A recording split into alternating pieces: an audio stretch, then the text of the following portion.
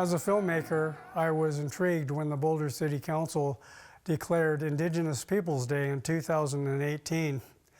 During that same year, they began collaborating with the Cheyenne and Arapaho tribes in ways that they could work together to repatriate lands to the tribes. That same year, the epic 1923 silent movie, The Covered Wagon, entered the public domain. I wondered what would happen if a contemporary soundtrack could be re-recorded that retold the story more from a tribal perspective. The Arapaho Covered Wagon Redux is more than just a film. It's a testament to the power of reclaiming history and reconnecting with the land.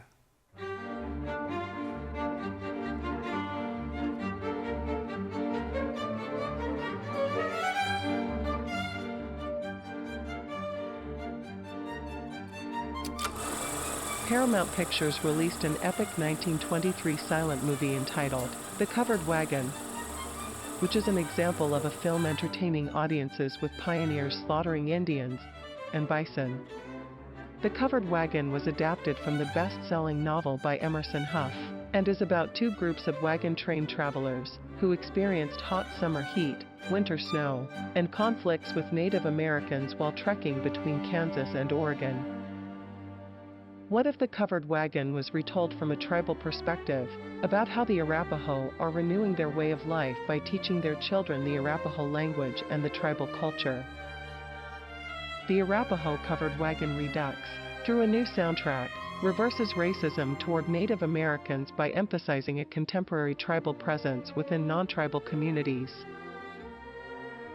Tribal elders link those efforts with the repatriation of their traditional homeland that will result in a cultural pipeline from Wyoming, through Colorado, to Oklahoma. Several Arapaho tribal members expressed their perspectives about the results of tribal stereotypes that have resulted in oppressive government policies and forced assimilation.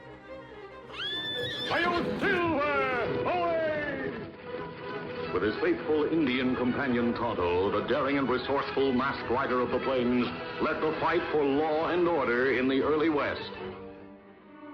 Gary Collins is formerly the Arapaho tribal liaison with the state of Wyoming. There's been a generation of us that have challenged many rules that have discriminated against the tribal membership. It's basically been a strong effort to marginalize the native populations. Devin Oldman was the tribe's historic preservation officer. Stereotypes for Native Americans, they're still very pertinent, right? Some people still believe we live in teepees, some people still, they think that there's nothing but drunks and women beaters on the reservation, the dark history of America, they think that, our people are ignorant. If you can understand what it was like coming out of World War II when the Eisenhower administration was eliminating all reservations. And so there was a real surge to diminish native populations.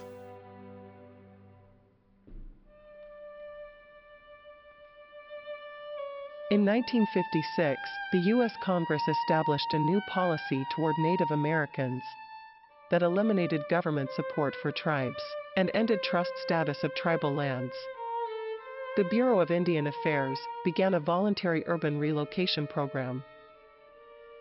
This was yet another step towards stripping tribal members of their identity.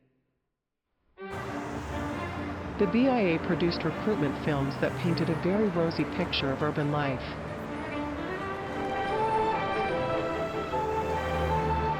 The streets that once bewildered him are no longer confusing.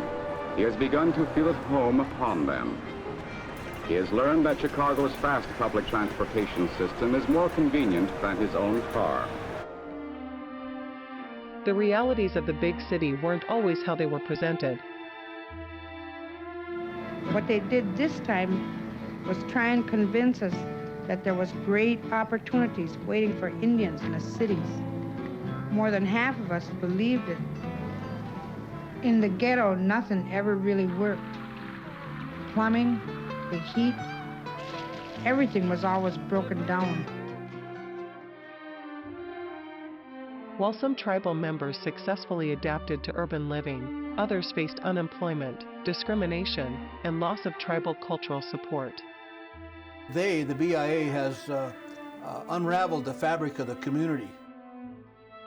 William C. Hare is the chair of the Northern Arapaho Language and Culture Commission. In order to move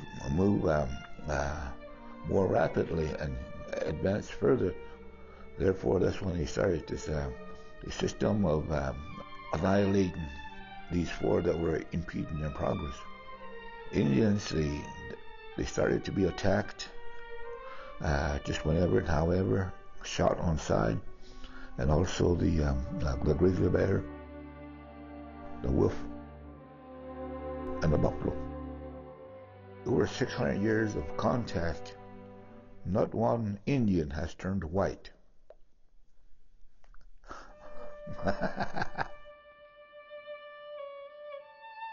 When the film opened in New York City at the Criterion Theater and at Sid Grauman's Egyptian Theater in Hollywood, a live orchestra performed the Hugo Riesenfeld soundtrack. He was a pioneer in silent film score composition and later for talkies.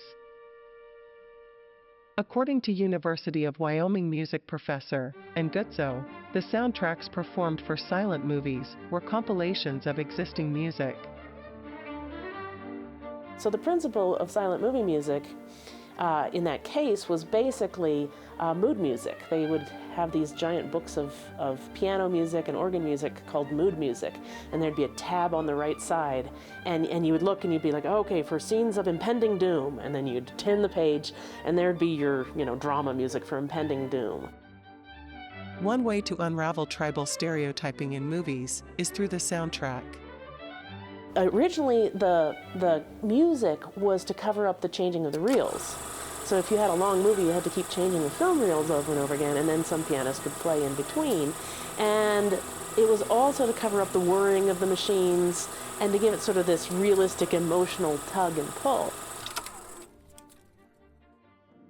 What if a contemporary score was compiled with a tribal influence provided by traditional Arapaho drummers and singers?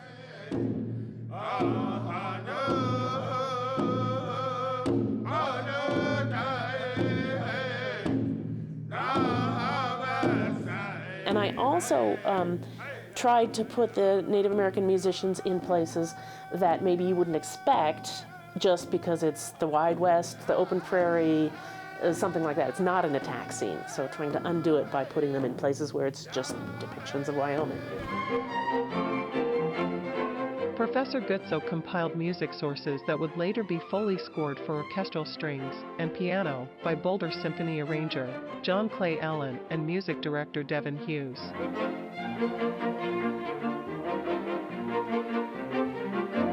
These days, if John Williams were to write a score, that would be perfectly synced with every single, down to the millisecond, not just beats and minutes of the film. And in this kind of music, in 1923, this is going to be generally played with a pianist who has some tunes, a local pianist. It wouldn't be a pianist probably traveling with the film, that would have tunes that could be improvised on, that could be repeated, that could essentially be played, for 2.5 hours or however long the film was. So to recreate a film like this in 2023, we took Ann Gutzow and John Clay Allen. They kind of put the music together. A lot of the tunes had already been created. And Clay, our composer in residence, kind of put together based on, where different themes should show up in the film and, whether they're part of the love story, part of the action, part of somebody getting shot, part of somebody getting shot with an arrow. Music is very repetitive in a film like this, which it would have been back in the day. The Northern Arapaho Eagle Society drum and singers, led by Michael Ridgebear, performed their traditional songs, intercut with the orchestra.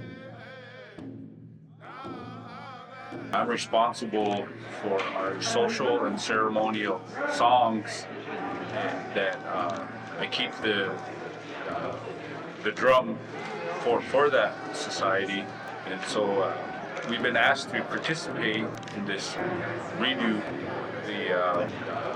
old silent film, which I have relatives who acted into it. My great-grandfather, his name was Wes Shakespeare, and he was one of the Arapahos that traveled to Utah and Nevada.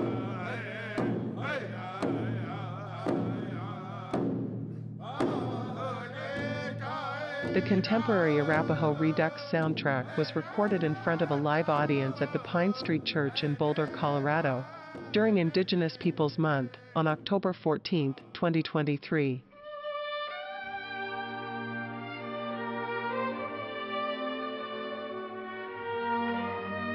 "100 years earlier, the Covered Wagon director James Cruz enlisted the services of Lander, Wyoming rancher Ed Farlow and future cowboy movie star Tim McCoy to hire tribal members as background actors, rather than Filipino, Latino, or white actors in makeup.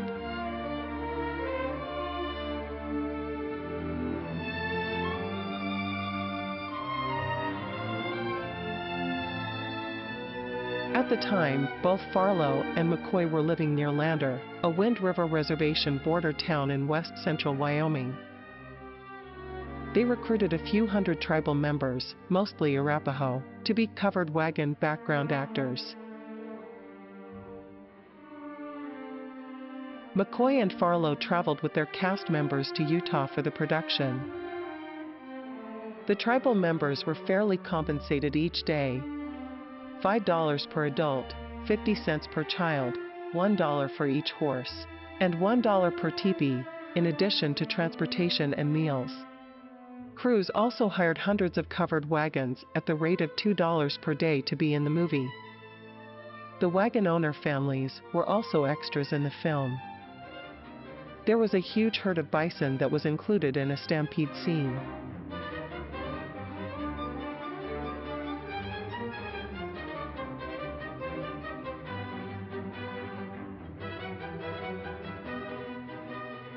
Seven bison were killed during the movie filming. Tribal members, in full regalia, provided an onstage prologue before each covered wagon major screening beginning in 1923 called Pioneer Days, to add context to the epic Western movie. During the prologue, each tribal member used sign language to tell their story, which was translated by McCoy. Yes, time now for the real McCoy, Tim McCoy. You know, this sign language of the Plains Indians is very interesting because you can talk to all the Plains tribes, and they'll all understand these same signs. So the sun, the moon, and the stars didn't exist. Similarly, the Covered Wagon Redux will open with this documentary prologue, focused on Colorado.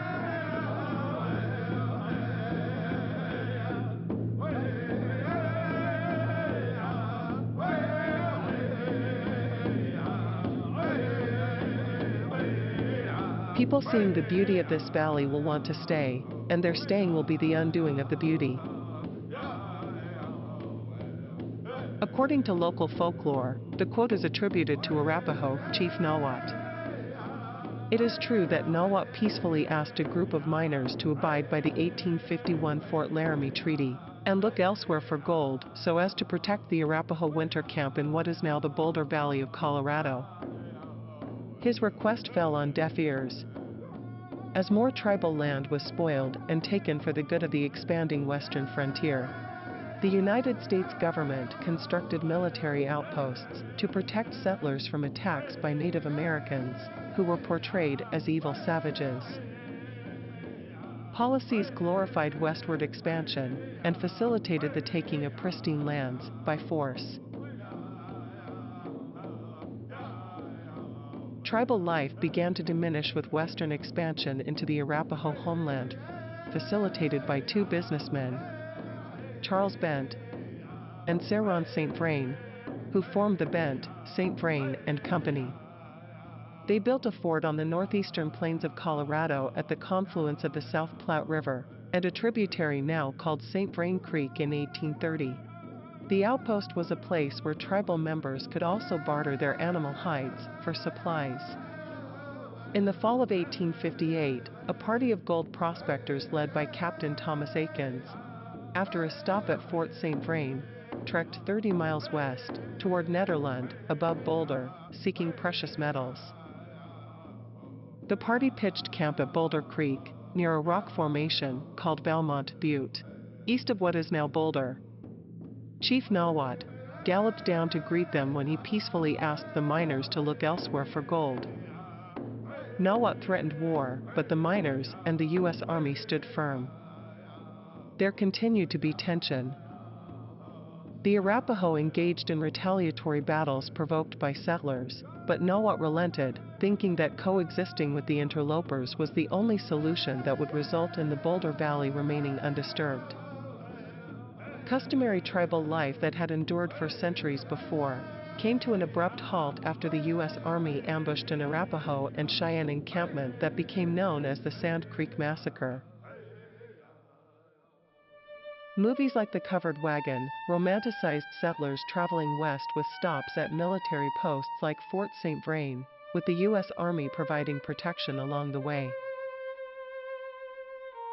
Shortly after Captain Aikens' party was allowed to prospect for gold, pioneers began to provoke the Arapaho, who responded in kind to protect their dwindling territory. The Colorado territorial government took steps to address the conflicts among settlers and the Arapaho. Newspaper accounts about attacks by tribes struck fear in Boulder. The townspeople built an earthen fort east of town, later known as Fort Chambers. One notable pioneer was David Nichols. He came to the Boulder gold mining boomtown in 1859 and set up shop as a blacksmith. His granddaughter, Laura Webb, later recounted that her grandfather held racist views toward Native Americans, which may have been his motivation to become Boulder County Sheriff. Laura kept a detailed diary that provides insight into her grandfather's perspective about Native Americans.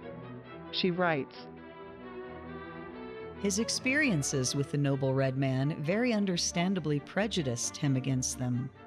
Many a time I heard my grandfather say emphatically, 'The only good Indian is a dead Indian.' I do not like to remember the anecdotes they told about the Indian atrocities, which were too awful to bear contemplation. Although I have often heard him say when visiting with his cronies, considering the treatment the Indians received from the white men, it is no wonder they show no mercy. I separated from my grandfather's experiences and prejudices and turned my creative pursuits to photography. Grandfather fought 4 battles with the Indians, one of them being that of Sand Creek, which will be remembered as the most sanguinary engagement." Territorial Governor John Evans formed the Colorado 3rd Volunteer Cavalry in 1864 to punish the tribes, viewed as hostile, and to force them out of the Colorado Territory. Nichols later resigned as sheriff to accept a captain's commission with Company D of the Colorado 3rd. Cheyenne Chief One Eye negotiated a truce between the Cheyenne, Arapaho, and the U.S. government. According to the agreement, tribal members would be guaranteed safe winter camping along the nearby Sand Creek. Despite the pact, on November 29, 1864, around 750 Arapaho and Cheyenne people, in compliance with the U.S. Army orders, were peacefully encamped along Sand Creek in southeastern Colorado. The camp was surprise attacked by the Colorado 3rd under the command of Colonel John Chivington. The helpless tribal members waved American and white flags as soldiers stormed the camp. After the attack, more than 150 tribal members, mostly women and children, were dead, and their bodies mutilated. The 650 troops included the 100 volunteers of Company D, who were trained at Fort Chambers under the command of Captain Nichols. The fort was located on the outskirts of Boulder and very near to where Chief Nawat confronted the original party of miners heading to Nederland 6 years earlier. After several investigations, the massacre was admonished and resulted in the Treaty of the Little Arkansas in 1865. It was soon reneged upon, with the U.S. government taking back 90% of the Cheyenne and Arapaho reservation lands. Following the Sand Creek Massacre and expulsion from Colorado, the conquered tribes were divided and dispersed to other reservations. The Southern Arapaho and Cheyenne ended up in Oklahoma. The Northern Cheyenne tribe is now in Montana. The Arapaho tribe, because of its involvement with the covered wagon, is the focus of Arapaho Days. The Northern Arapaho were banished from their traditional homeland in northern Colorado. Eastern Shoshone Chief Washakie eventually allowed the Northern Arapaho to temporarily stay in Shoshone territory, what later became the Wind River Reservation. New beginnings for a culture that straddles two worldviews starts with introducing students to activities like this traditional bison ceremony. It's a really important day today for all of us to be part of this activity here. It's not just another thing. It's something you should really pay attention to and respect. Respect Dickie John and his elder ways.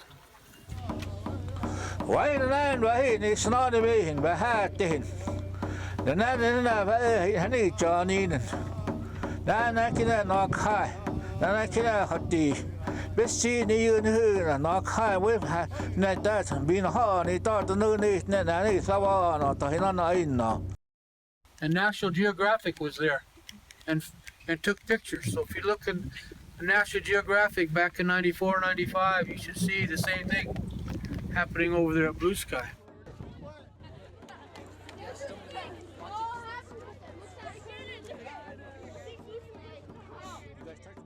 This is my first buffalo.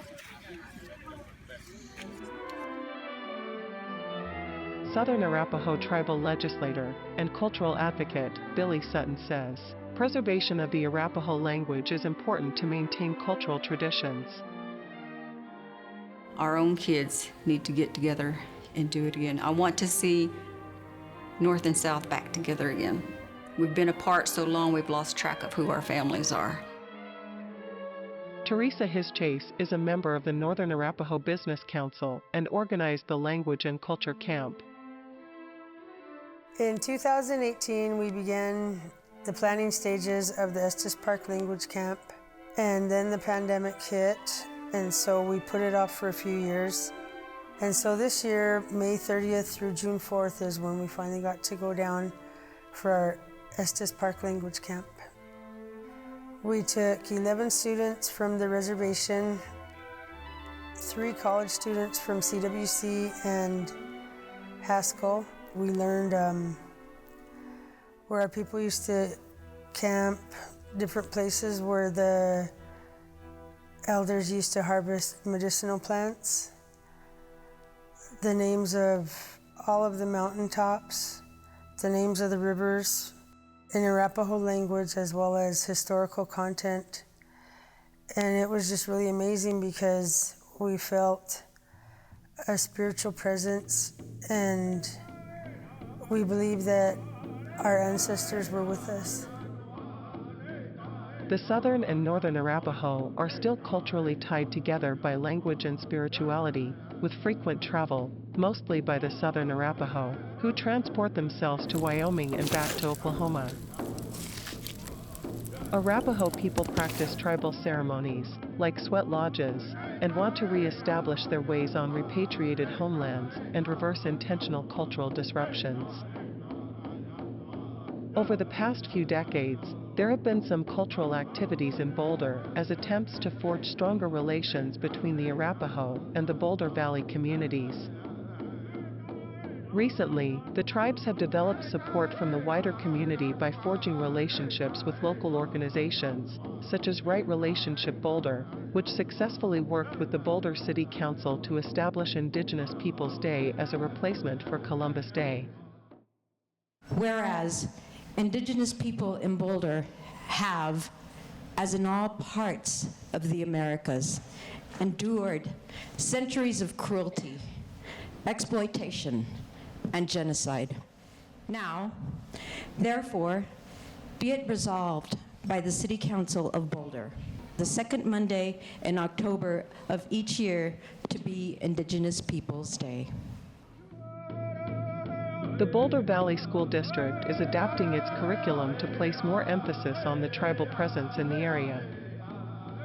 This was an amazing event today here at Casey Middle School, where Casey was able to invite members and guests of the Arapaho tribes, northern and southern, to their building to at least have a single event like this for one day, but also to build the relationships, to begin to understand how we can better improve what we have in our curriculum and our curricular resources to help educate the students in Boulder Valley about Native people and about the Arapaho people too. Before we started learning about the Arapaho, we had to do an activity of Native Americans, and I got really interested in the Arapaho for their beadwork, so that really got me into the Arapaho. I was with two women here who are sisters, and they were talking about their beadwork and the meanings behind their beadwork, and they were also talking about their stories of their grandparents and how it's been passed down through generations, and I found it all really interesting. The results of this ongoing relationship filter down from tribal elders to the community at large and are intended to reverse negative stereotyping by replacing incomplete and inaccurate stories with those about how tribal members live today.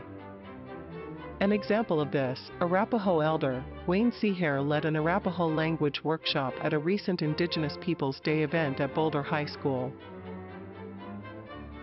I am Westlaw. So I said, Nanny law, I thought, okay. He said, Nanny law, your name. Ingrid. Nanny law? Anne. Undoing negative stereotypes is a daunting task that begins with students. I wish that everybody could understand more of the history of the Arapaho and many more Native American tribes, because they all have a really interesting story and it's something that we people should know about so that history doesn't get lost and that there's no more racism.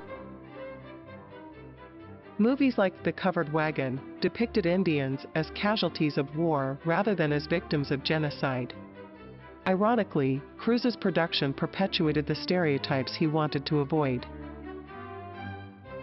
Elders recounted stories about going into the border towns of Lander and Riverton and being confronted by signs like white only or no dogs or Indians allowed. Especially in the bars, even restaurants. It's like that Jim Crow scene, you know. My dad took me to town when I was a little kid, and there was a drive-in, you know, right by the old high school where they tore it down. And we couldn't go in. Instead, we had to park out in back, and my dad had a lady come out and took the order. Yeah, we couldn't go inside. But back in our day, we're always told to be careful to go to town, and guys are powerful people. We're just small people. It tells us, parents tell us. So I grew up that way, you know. My grandpa said, hey, you better be careful to go to town. Dangerous there for you, they say. You might get hurt. Right Relationship Boulder and tribal elders have been working together with the city government to figure out a way to repatriate parkland back to the Arapaho tribe.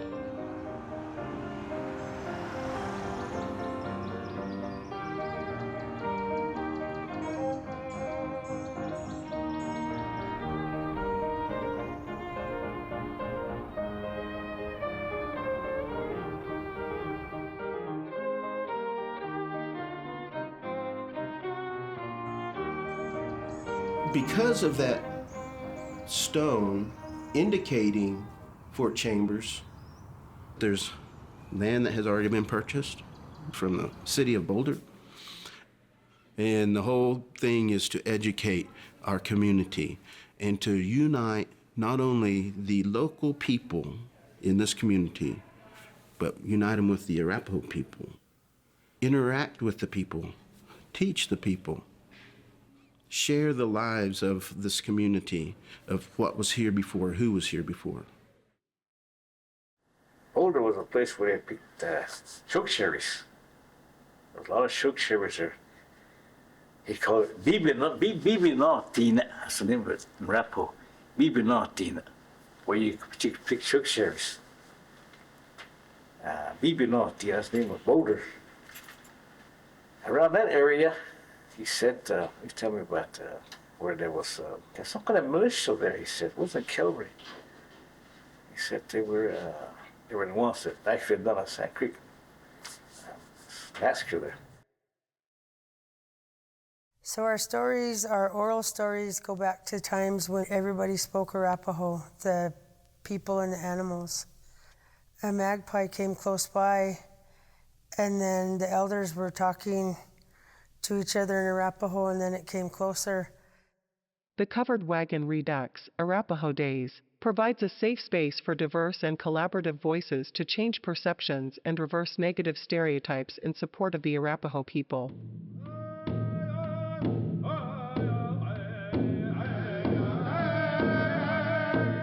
There are Arapaho stories about the tribe returning to their traditional homelands in northern Colorado. The elders in Arapaho, they were saying, and I'm glad you came. And then the magpie was making little chirping noises and saying things back while he was looking at him. And so that was just a good reminder for everybody that the animals still know and understand our language.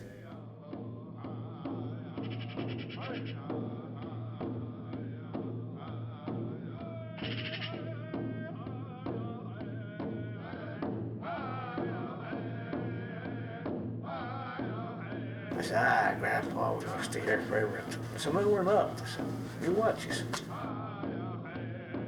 so that area down there is supposed to be where we belong. As our film ends, I hope you've gained a deeper understanding of the Arapaho people's enduring connection to their ancestral lands and their resilience in the face of adversity. This film is a testament to their spirit and a step towards a future where their voices are heard, their culture is celebrated, and their connection to the land is honored. The journey continues, but the Arapaho's resilience and growing support offer hope for a brighter future. Let's all be inspired to listen, learn, and work together towards that future.